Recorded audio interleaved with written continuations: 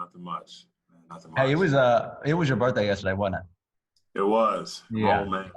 I'm old. I feel it. Well, I purposely didn't call you because I knew I was going to talk to you today, and I talked to you like 2 days before. So I was like, I'm pretty sure it's your birthday, but I'm going to wait to tell him on the podcast happy birthday. So happy birthday, Josh. Thank you, man. Thank you. Appreciate it. What's up, Nate? What's up, Josh? How you doing? Nothing much, man. I'm just almost 30, married, Man. gaining weight. I'm losing all my coolness, man. I'm good though. I'm good. Hey, same.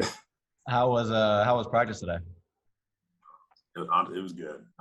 We got a lot of potential, man. But it's one of those things where we got, oh gosh, I honestly, like, it's like a roller coaster of emotions because we know we can be really good, and we got some boys that can shoot the lights out. We got a really athletic wing. We got a 7-footer.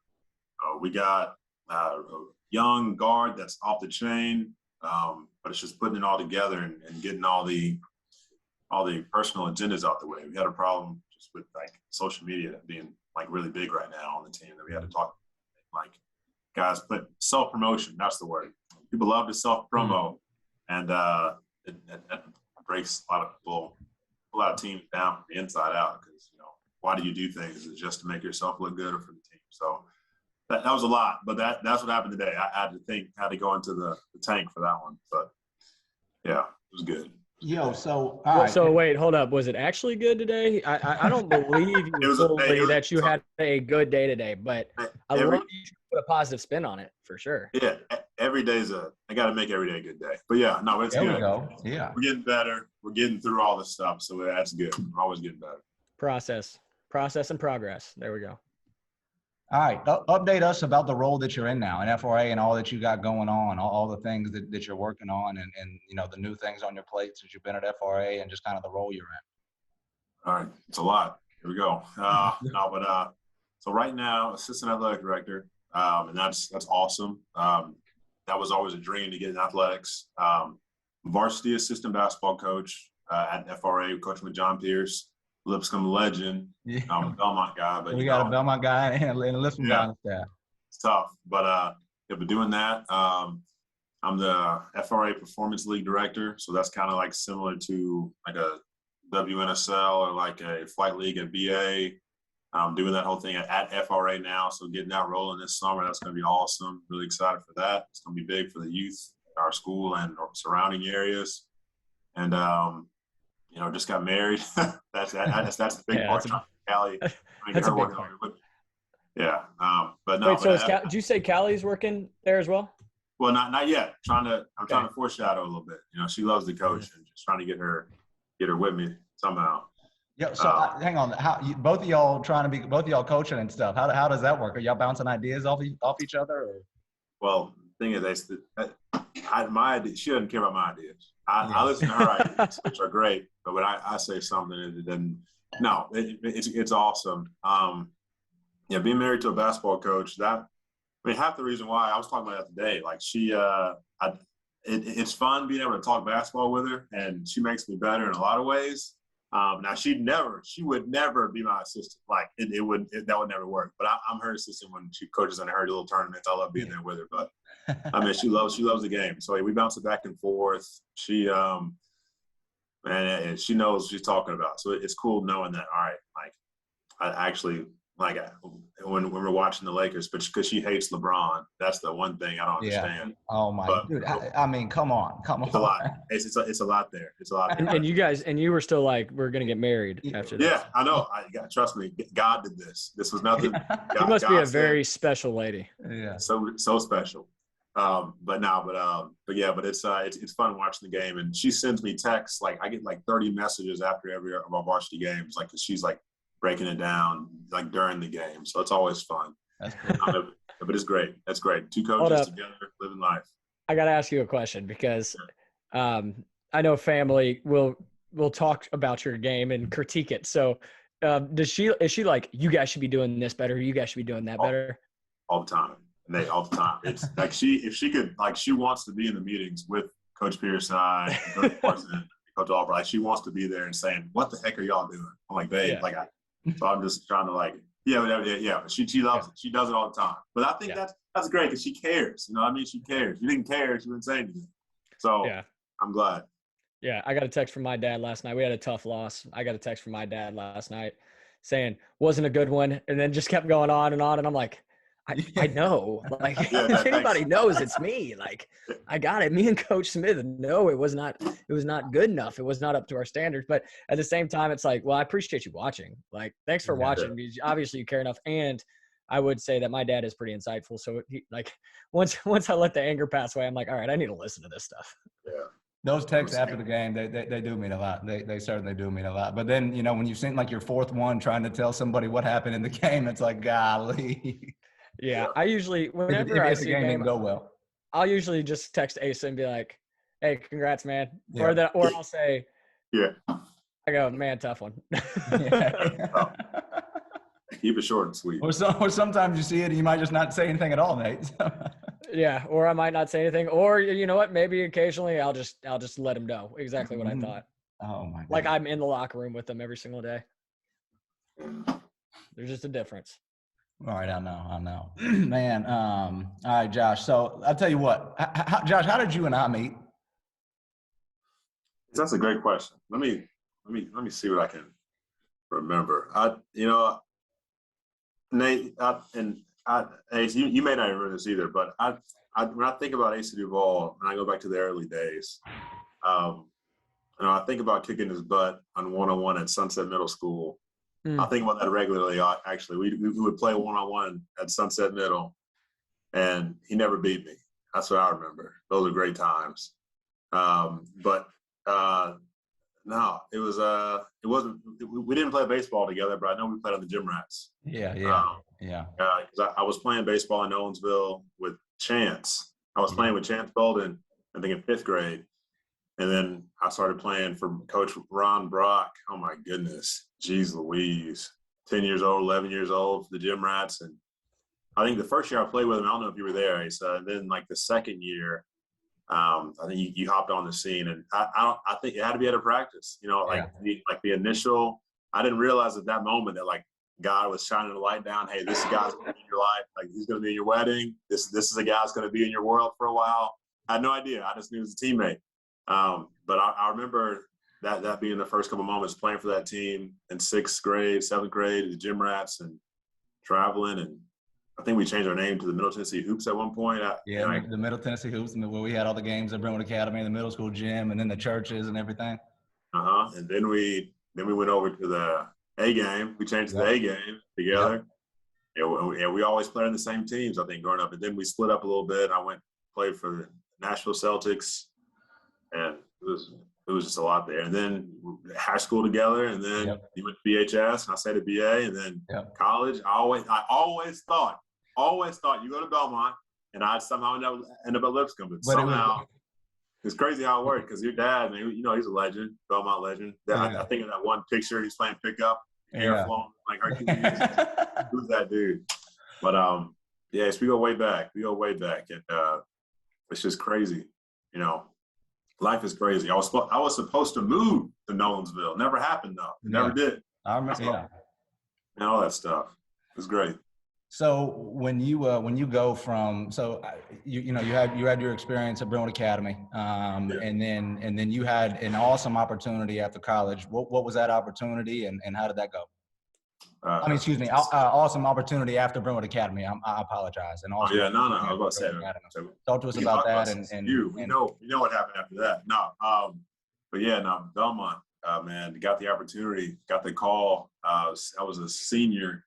I was sitting in my chorus class. Didn't know where I was going to go next year, and it was mid-season. It was about February, near end of the season. And Coach Bird called my cell phone in class, and he said, "Hey, look, Josh, I don't have a scholarship spot for you right now, but I want you to play for me. You know, I want you to be in my team. So can you please be a preferred walk-on and play for me?" And at that time, I'm like, heck yeah! Like my dad, Asa, when he talks with so much respect for guys like Coach Bird and just college coaches that he knows in the area because he played at TSU.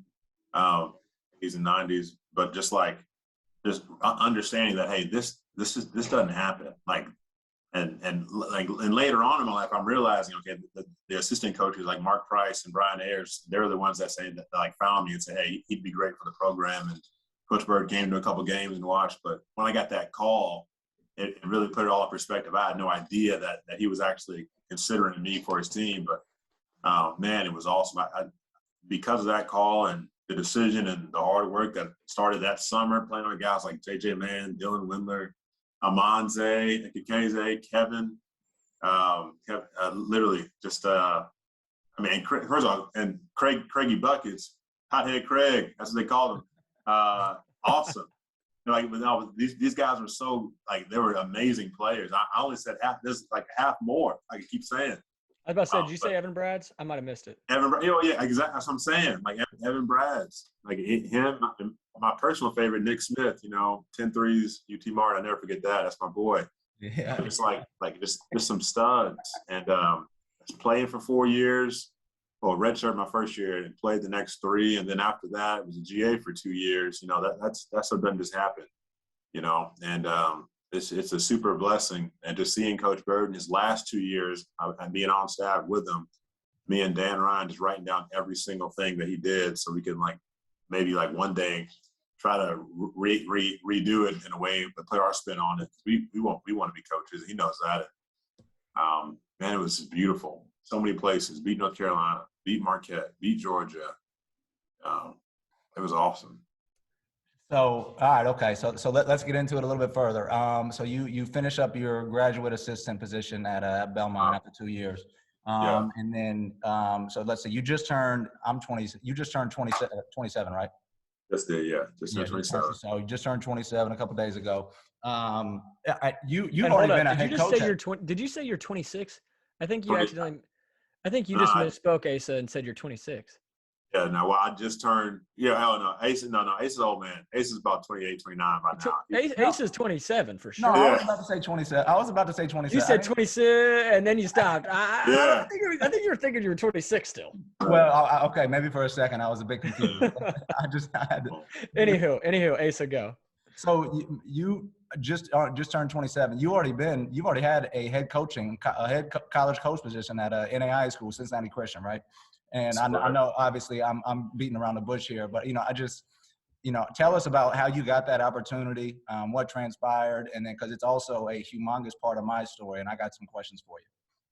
Got you. Well, first, and it ain't cliche, it ain't cheesy.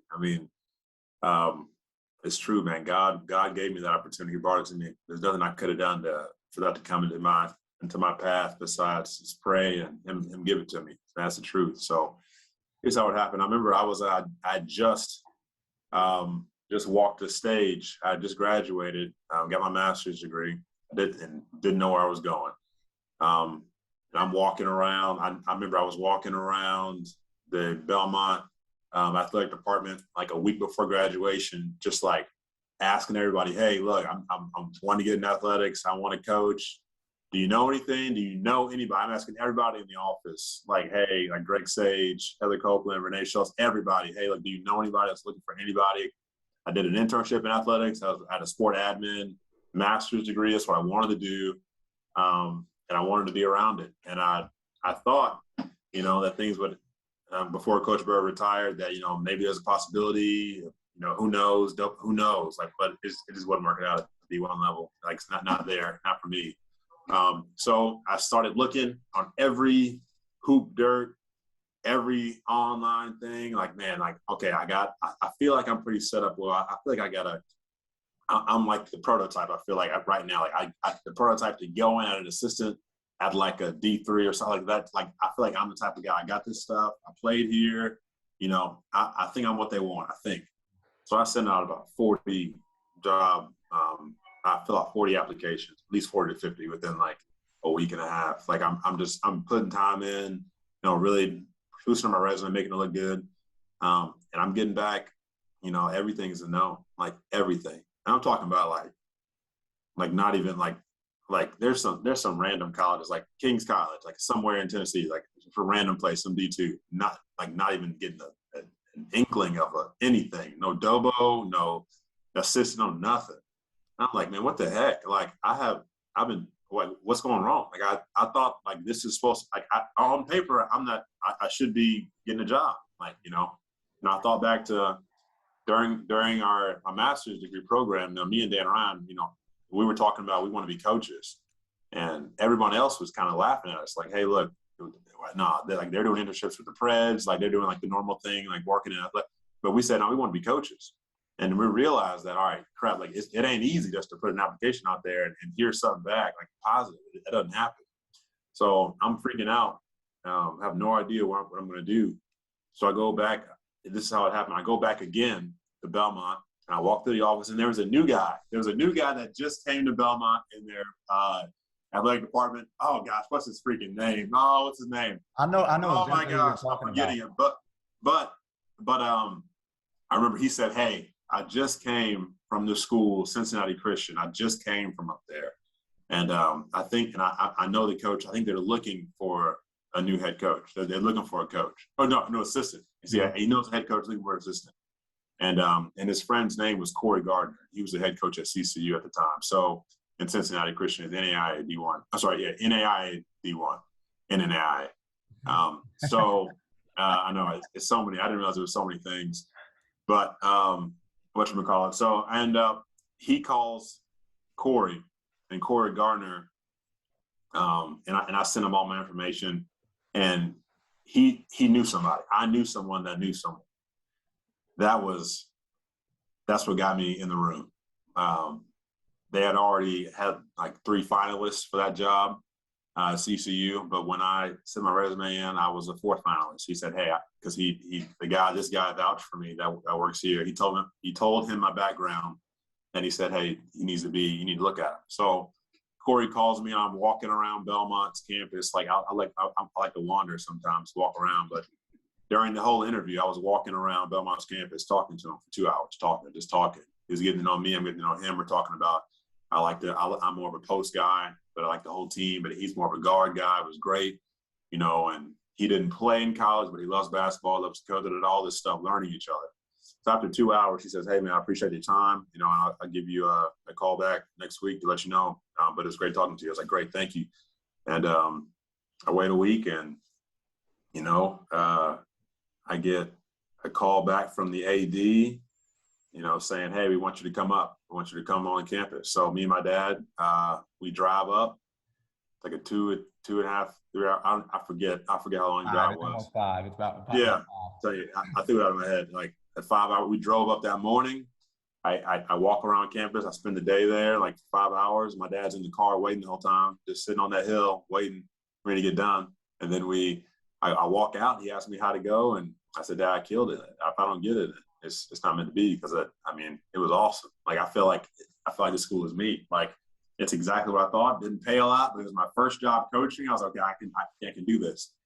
When I get home the next day, they call me and say, "Yeah, we want to offer you the job." So got hired on as an assistant in June, and so I'm an assistant coach at a NAIA D1 school, and I'm like, "Okay, this is where I'm supposed to be. I'm not making a lot of money right now, but I'm on my own. They're paying for my apartment, which is great." So I'm just like, all right, I'm making little money and I'm coaching and I get to be around kids. A month later, the head coach goes into his doctor's office, and the doctor tells him his health is really deteriorating a little bit because he's coaching 2 teams. He's coaching the girls softball team, and he's the head boys basketball coach. At a smaller school, they do that a lot. But the doctor literally told him, "Hey, look, you physically can't do this anymore. And you need to decide what are you going to do because it's taking too much stress." I mean, so there was a day when in July, like July 3rd, early July, when he called me into his office, and he was crying. I didn't know what was going on. And he said, and I never forget, when I walked in the door, he said, "Hey man, you really going to love me or hate me after this conversation?" I was like, "I don't know what the heck's going on. Am I fired?" Like I just got here. Like I literally just got here a month. I just got my first paycheck, which was nothing. But I got my gear. I'm ready for the season. I'm meeting the guys. That he says that he tells me all that stuff, and he said he's already talked to the AD and he wants to offer. And well, not offer me. He said they're going to give me the head coaching title. And they said it was obvious that, hey, I mean, it was the plan. That was the plan for like a couple of years from now that it'd be you, but with this information, it's your time right now. And I started crying. He hugged me. You started Yeah, I'm crying, telling really? you, I started crying. It was I couldn't believe it. I thought he was joking. I couldn't believe it because in my mind, I had a selfish dream for the longest time because I'd see guys on this list, this 30 under 30 list. There's like Yeah. a 30 best, like top whatever 30 coaches. NABC 30 under 30. Yeah. Yeah. I saw that for a long time, and I was like, man, I wonder how I get on this dang list. What the heck? Like, what makes these guys so special? I mean, pause. They are. Tyler Holloway was on that list. That was awesome. He's like he's great. But Is he but is he under 30 years old right now? right now, I He's don't probably know. over 30 now. Yeah. Like 31 probably. 31, 32, something like that. If he watches this, I'll tell him he looks 50. But yeah, like he's over now. He can still kick my butt in basketball. He's good. He's cold. No, but like that was like a thing in my head. So at the time, little substance, I was like, oh my gosh, like I get an opportunity now to like put together winning seasons, put together a program, and I'm fresh out of college, and I'm thinking, okay, like this is the beginning of a long career, and how did this happen? What's going on? It was a lot at once, and then thinking about, my dad, my family they wouldn't be able to believe it. Like this is crazy. Like I just graduated. I went to a great school, but like this is absurd. Like you don't hear about this stuff. Like and I've only been 24 for like half a year, so I'm 24 and a half, and they're about to give this program to me. So I remember that I walk out that office and I walk right into Markel's office. And I start crying in front of him, him and Zach. I start crying in front of them, and they're like, "What's wrong with you?" And I tell them what happened, and they're like, "Wow," and they were just amazed. And they were, it's just crazy how that works. And then I called my dad, and so I got the head coaching position there. I was at the right place at the right time, man. Right place at the right time. I was prepared, and when I got the opportunity, used my resources well and didn't look back. And they asked me, "Hey, do you want to hire an assistant, or do you want to just try to keep Corey as your assistant?" And I said, no, I need somebody I can trust. I need somebody that knows basketball, that I can really trust, and that doesn't look as good as me, that's ugly.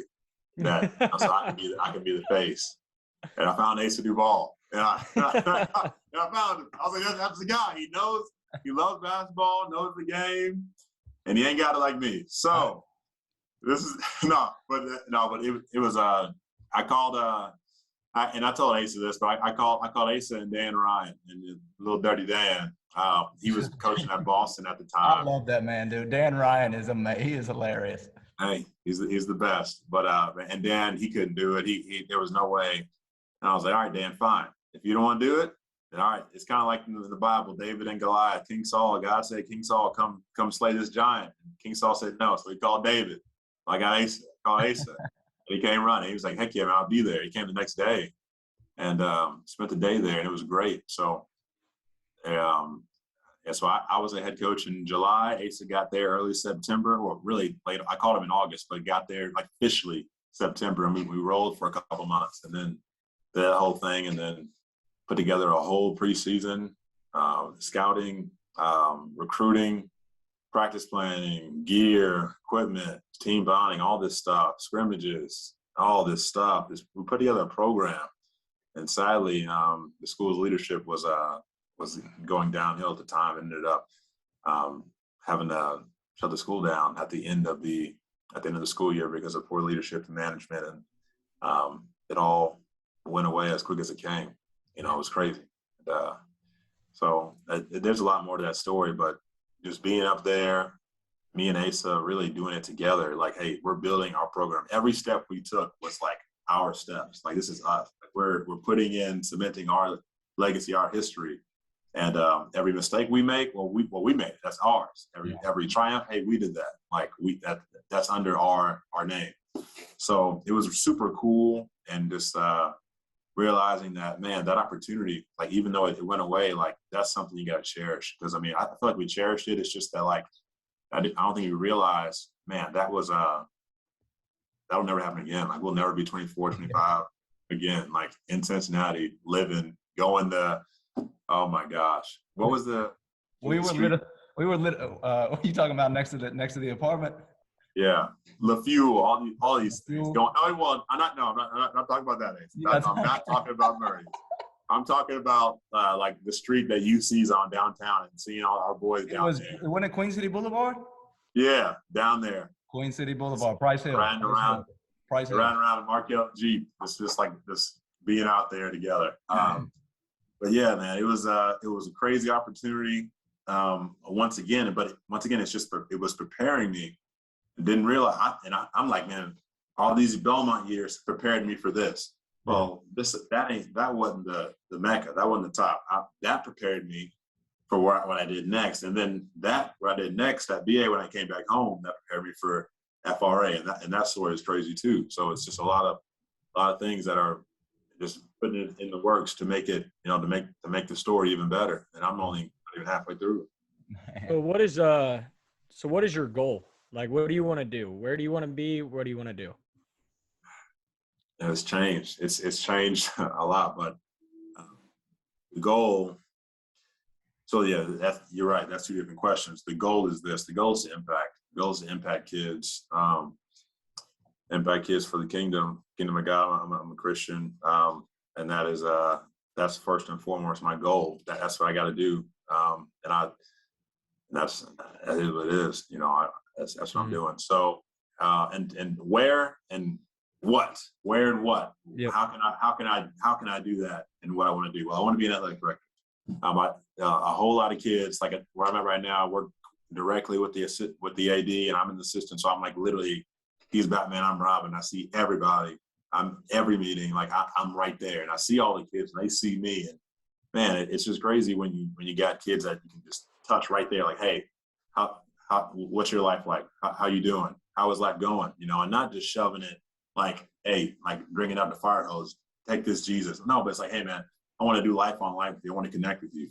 And that's how you do it. You show them. But AD, it'd be nice if I'm head basketball coach somewhere. I really, I was all about the college level. I was all about it. I wanted to do that whole thing, ever since I saw the way Belmont did it.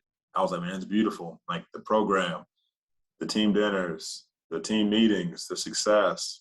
It was the hard work. It was what I wanted because I saw the recipe for success, and it was awesome. And I know I can recreate that with the right amount of with the people and the buy-in. But I don't think college is the end all be all. I'm finding a lot of that impact here at the high school level, especially the private high school level. And it just so happens that I'm home in Nashville, where a lot of kids know me, and I'm coaching these youth teams as I coach with Stars Basketball Club. It's funny how I see them when they're in 5th and 6th grade, and now a lot of the boys when I coached when I was doing that, they're almost in high school now, and it's kind of funny. Like I'm an assistant at FRA, and I've coached these young men, and they look at me like I look at Coach Brock. They look at me like I look at Coach Husband, and they're like, wow, like I want to play for him. I want to be where he is.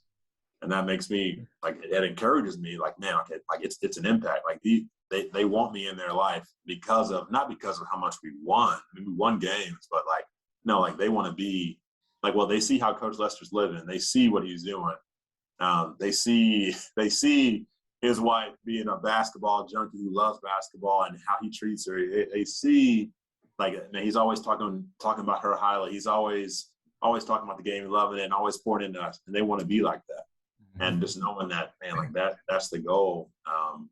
It doesn't matter where particularly, but I love it where I'm at. I definitely want to move up in the athletic director rank. I want to be there. I'd love to be a head coach again. I'm really excited for the opportunity. If it comes by, I'll be ready. I prepare every day for it. And, honestly, college or high school, the right opportunity for college. I always think about, if someone I've coached with or I've coached under, had an opportunity, and they asked me, they gotta be okay with what I'm about, and that's changing kids' lives for the glory of God, and all that stuff, and also, win games. Obviously, you mess with Josh Lester, you mess with a W. But I just, I gotta love the people I'm working with too. So that's all goes into it. I wouldn't give up, family time or wouldn't move my family down to Texas just for a job. You know, it's got to be. For sure. Yo, man, there's so much stuff. I swear, I tell people every day that I swear you were sick when you called me on that Wednesday night. Yeah. I'm like, Yeah. yo, you were sick or something. Your head is not right. I don't know why. I literally looked down at the phone like, what is he okay? Does he really know what he? Yeah, I knew exactly what I was doing. No, I didn't know. I didn't know what we were getting into, but I did know that. You know, thinking back, I had no idea. I had no idea what you had been doing for the past 6 months. Like I literally did not know. I was like, well, Asa, I know his story from BHS to Hargrave, at least his basketball story, a little bit of his life story. I know his family. He knows me. We battled together. We died and practiced together. We had fun together. And it's just like, you know what? I can trust him. And, you know, and it all came to fruition when before our first practice at CCU, we were in the office. And before we walked out on the court, I was like, hey, Ace, I need you to set the tone. Like before I walk in, like I need you to go in there and just be like that assistant coach, like that dude that's like getting everything ready for the show. Like this is about to go down. So, and you got to bring it. And I trusted you, and you brought it. And I was like, man, I made it easy because like when you got somebody that can like, hey, I need this, and it's there, man, it was perfect. Even if it only lasted for 2 months, like it was perfect. Man, was great. Hey, we were about one made shot away from being 1-0 as coaches. Nate, let me just talk to you about this, Nate. I don't want to say anything bad, but we should have won that dang game. It was a team that was easily 20 points better than us. Gosh, yeah, we were playing Indiana University South Bend, and I mean they were good. They went on to be like above 500 team in their league, in their conference. But it was overtime. My whole family came up, and Ace's family came. Overtime game. Double overtime, wasn't it? Heck yeah, double. Yeah, the game was tied with like 3 seconds left. Our guy, I know I don't want to say his name. I'm thinking of his name. I know his name, but I'm not going to say it. He's good. I want to name drop. But this man, I think he was older than me. He was older than me, and I think he was working at. He had a job, full time. Had a job. I think he had a family, had a kid, and that just goes to show. Coaching NAIA, like you may be coaching guys that are older than you that have like lives. And I was like, okay, well, this guy, he's got all this, but he's a senior. He's on the free throw line. Got 2 free throws. And it's like a tie game. It's something, whatever. And he shoots the free throw. The first one misses it. Other coach calls a timeout. I'm like, all right, we ain't finna get iced out. So I call him over to the bench and I do an old trick. You know, there's a lot of tricks you do, like when your guys just get a timeout called. So I'm like, all right, I go with the classic. All right, after Kieli makes the shot. I say that, like, I'd be like, after he makes this shot, I try to give him all the confidence. Like, I'm not even thinking about it. Like, hey, you're going to make it. Don't even think about it. You're making the shot. After he makes this shot, get back, like, sprint back to half court D, one person up to stop the ball. Don't let them throw it up quick. Just slow the ball down. If they beat us on half court shot, they beat us on half court shot. Like, that is what it is. But after he makes the shot, then we're getting back. I really didn't even look at him, Kieli, that much. That's his name. I said it twice. That's his name. But he goes out there, and I think he airballs their free throw. I think he airballs. He did airball one. Yeah, and it was just, I was like, man, all right, you know what? That ain't how we're gonna win. We're not gonna win that way. But we ended up going to double overtime. We ended up losing. It was the first game, our first official game. I was upset, but encouraged because I knew that you know, this team hasn't had a lot of success. I knew that what Ace and I have been working on, like we kept it real simple on offense. On defense, we were like, hey, this is man-to-man. We really went hard at everything we wanted, you know. But on offense, it was pretty free-flowing, you know, 5 out. We had a couple plays, but we made sure we moved with a purpose. It wasn't just, no, you move with a purpose. It was similar to Belmont's 5 out and 4-on-1, just similar stuff. A lot of those plays, but put our own spin on it. And Asa had some good ideas for stuff. It was great. But after that game, Wait, are we talking about how it all went down, or I go on a tangent? Let's just go. So we're gonna do rapid fire here in a little bit. Let's just go with. So that was Saturday night, and then just the news we find out on Monday.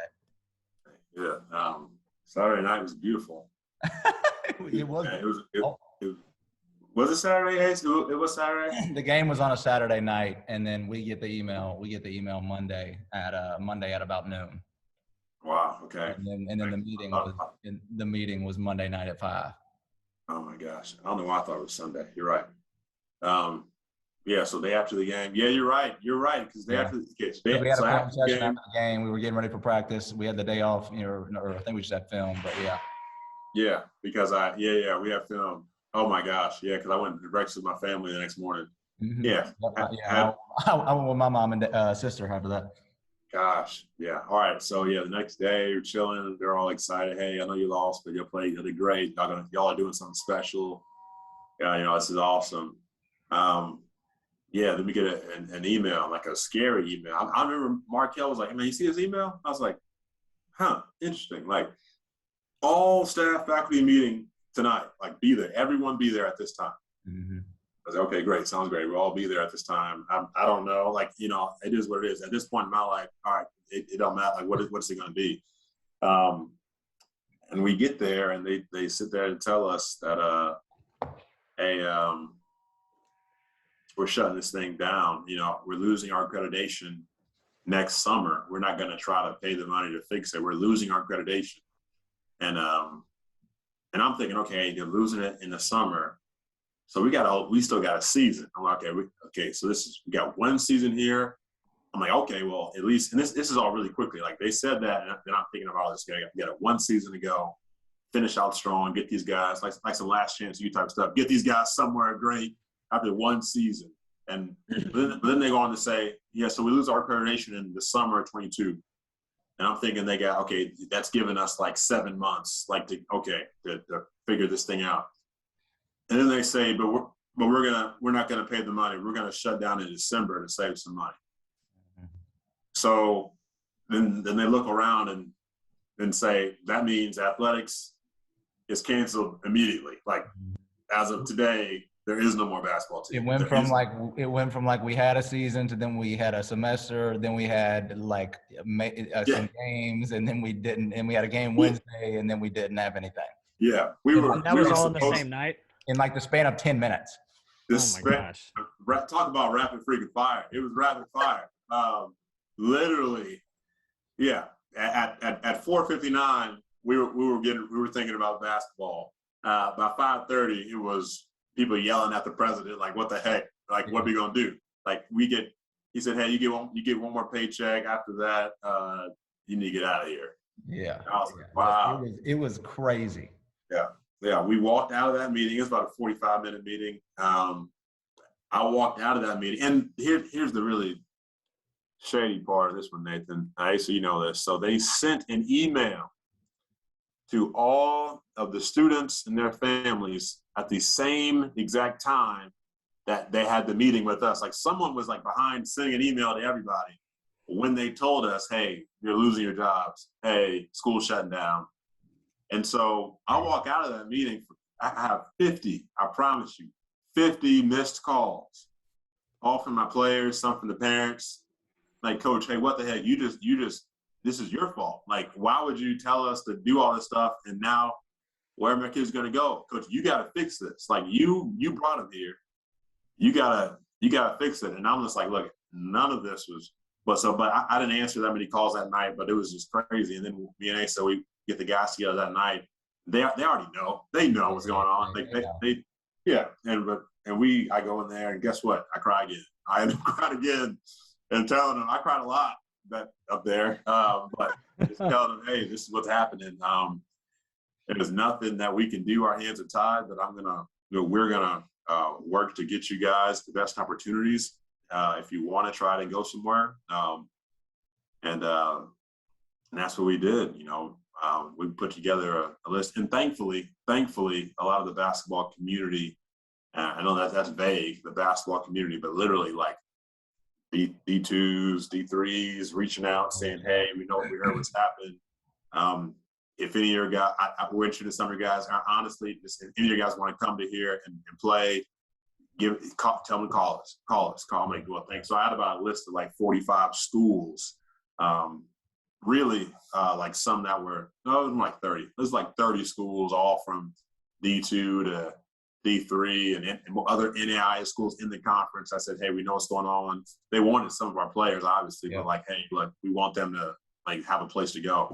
So I think out of the 14 or 15, because we had a JV team too, but we just cut the JV team and just made it one team. Like there was like 11 players that went to a different school and ended up being on the team. That's awesome. I know 2 of the players went to school and like just didn't play basketball anymore.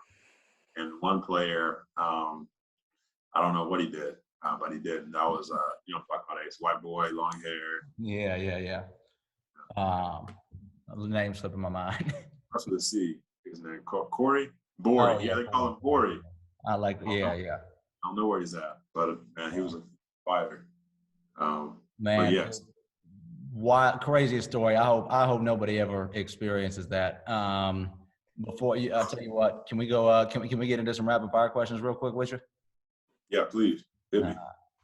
Have you? All right. Okay. Did you ever get a technical as a player or coach?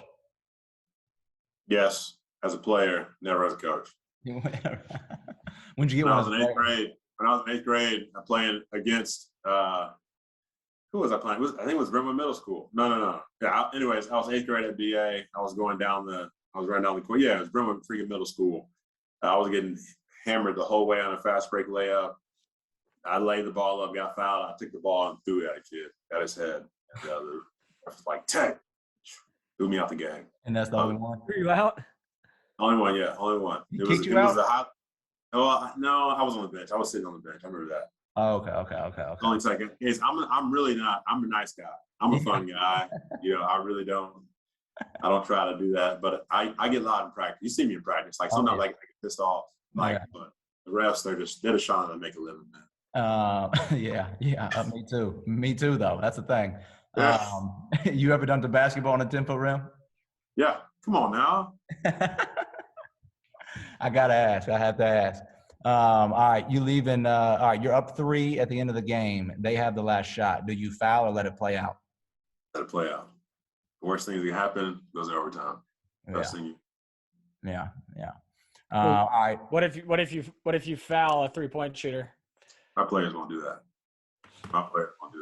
Oh. If they do, they're not my players. They will. They do, they're not my players no more. If they do, they will. Yeah. If they do, you won't see them on my team anymore. I'm like, all right, you just goodbye.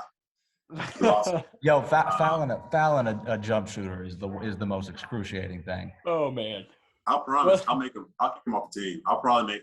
They have to do a lot to get back the trust. That's a trust ender. Like, hey man, why? Like you're on the court for a reason. You just lost. But yeah.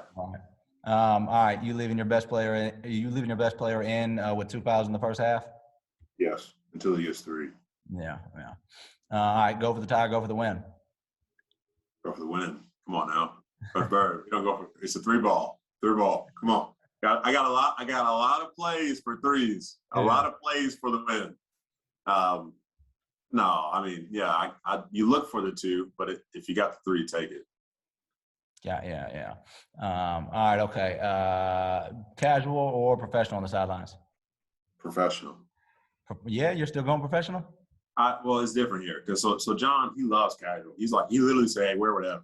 I was like, I like it, but then I'm like, well, I don't want to like overdress and be like that one dude that's like looking all because he wears khakis and like he wears what he wears to teach in the games. It's just regular. And I'm like, man, I like half the fun for me is like dressing up in my nice slacks, getting fresh. Because you know me, man, I love getting fresh. Like it's fun. Mm. But I mean, yeah. If anything, I mean, I worked too hard, to get here to not take it like a professional. I gotta. I know. I don't know. I think for me, it's just more like, hey, like. Great point right there. I'm not going to be up here and just go halfway. I'm going to be up here and do it big. Yeah. All right. Early morning practice or evening or night practice?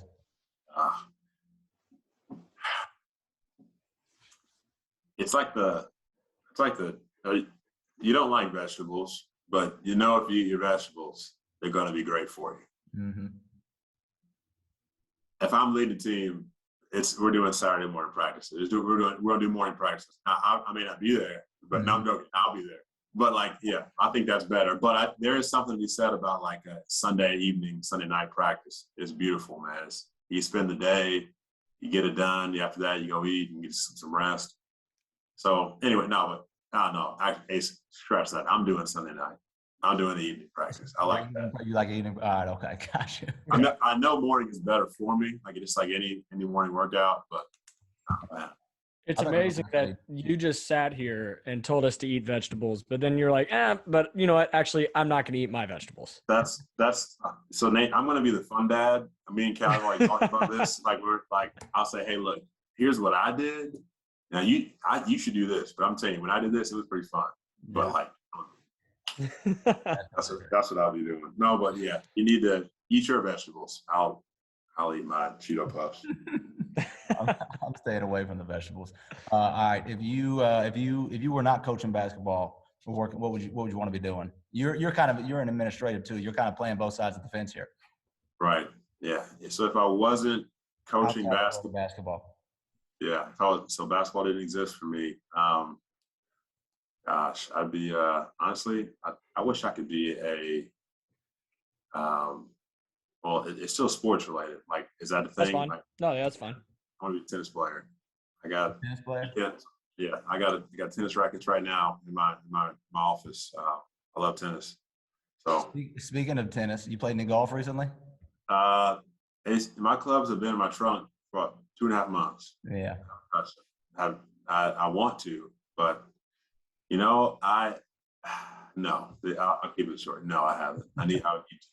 I really want to again. That's fine. But I'm losing. I think I need to unlearn some stuff. I learned some really good stuff, but then I tried to put too much and it didn't work. So I'm going to just restart again. I'm going to restart. All right. All right. 2 more questions. Should every team make the conference tourney? No. Why not? No. Big no. This ain't. I don't want no Cinderella story. If you didn't win, if you didn't do the work, if you didn't plant the seeds during the winter, you're not going to harvest them during the spring. No. You don't want the teams, everyone to be in there. Then why is there a regular season? Then why? It makes no sense. If every team makes the playoffs, then the playoffs they don't mean nothing. Oh, they still, but I think you got to earn it. You got to earn it. So. Oh yeah, Belmont guy over here, big. Big. Yeah. I'm just saying. I mean, we made it. Yeah. So, how many rings do you have? Are they in here? No, they're at home. 5 of them. Gracious. Easy for you to say. Yeah. Very easy for you to say. No, big no. All right. LeBron or Jordan? Wait, hold up. Is that Austin P taste just like really tough in your mouth or something? Is that why you're saying it? Or you didn't even go there. Don't. And that's why I was asking, because that's the only reason I feel like you're saying big no, right? Here's the deal. They had a Cinderella story. They actually did. Like, they had a great story. Legitimate one. That was awesome. But we were the #1 seed. Evan. Good point, Nate. That's good point. Great point on that, Nate. He's bitter. Yeah, He's bitter about something. So it was my junior and senior year. I was like probably like the 5th guy off the bench. But literally, we were the #1 seed, and both times, and with Craig as a senior and with Evan as a senior, and we ended up losing in the semifinals both years. And it was just like, man, what the heck? Like, what? How is this happening? Well, it is what it is, and that's the nature. Yeah, I think I am a little salty because in the OVC, only one team makes it. Only one team really makes it after that tournament, and if you're not the champion at the end of the day, then you're going to the NIT. No matter if you had a great season, like it is what it is in this league, in that league. But that was tough. So, yeah, I'm salty, man. No, hey, listen, I hear you. We lost in the conference championship my 5th year, so that one hurts. That one hurt for me, Nate. All right, okay, last one, Josh. LeBron or Jordan? LeBron James. I'm down with the king. There we go. Well, man, hey, I appreciate you coming on tonight, dude. It was good to talk to you. I appreciate you telling those stories. I tell people all the time, I literally wouldn't be coaching right now if it wasn't for you. So I appreciate you. Man, hey, it's all love. I don't I wish I could take the credit for it all, man. But like I said before, it's a bigger picture, and it ain't me. But man, I'm glad that it was able to, like, it happened the way it happened. I'm glad that God said, hey, this is going to happen, whether you like it or not, whether you're going to kill Asa or not. When he's coaching with you, y'all going to love each other. Y'all going to be great. And it's special for me to know. I mean, I just can't wait to see where you end up, man. You know, whether it's being the next Shannon Sharp on every morning on the talk show, or you know, man, I know you can still play. I see you play. No, I can't. No, I can't. And I have a story about that I'm not going to tell right now, but I cannot play. Okay. But yeah, man, I appreciate it, man. It's all, and it's like it all continues. It's still going, man. Oh, It's yeah. crazy that we're only 27. You know, Yeah. it ain't nowhere near done yet. So I'm excited. Nate, how's the lead? Hey, did you ever coach Parker Sudigum? No, but he actually was a volunteer assistant last year. Okay. Was he a good assistant? Yeah, he was great. He was really good. Man, I love that kid. I was I think a senior when he was a freshman at BA in high school. So Yeah, he's back in Nashville now. He's working back in Nashville. Yeah, I wish he'd still be coaching because he was a heck of a coach last year. yeah. Speaking of coaches, it's funny. It's like I know we talk about the coaching journey, but you know that there's a kid at Belmont right now. I think it's Luke Smith. Is that his name? Yeah, Mhm. yeah. He's got the Knoxville Web? Catholic. He's still playing. Like, I'm like, dang. Like they gotta really trust him like that. So but yeah, but that just goes to say, man, everyone's journey is different. I used to always ask them, what was how do you do it? Like what's the pathway to become a head coach? Like, and it's different for everybody. Yeah. Everybody. Like Luke Smith, like he gets an opportunity right there. And that's awesome. And then for some people, they wait their whole lives, and they may never get it. Yeah. You know, but it's just it's different. So that's why Nate came to me. That's kind of why we're doing this whole podcast thing, man. You get to hear people's stories and just the different perspectives on things they go through and things they learn through what they go through, and just how cool each person's perspective is. Is really, really cool. Agreed. Josh, man, that's all we got for you today. I appreciate you coming and talking to us. And I appreciate your friendship and who you are. So, man, good to talk to you, and we'll talk to you soon. You too, brother. Thank you. Nate, love you, brother, too. Hey, tell your big brother, Sam, I said hello. All right, I will, Josh. Take care. Glad we got to speak to you. You too. All right, Nate, by the way, you still there? Yeah, I'm there. I want you to know that FRA beat BGA this year. So make sure you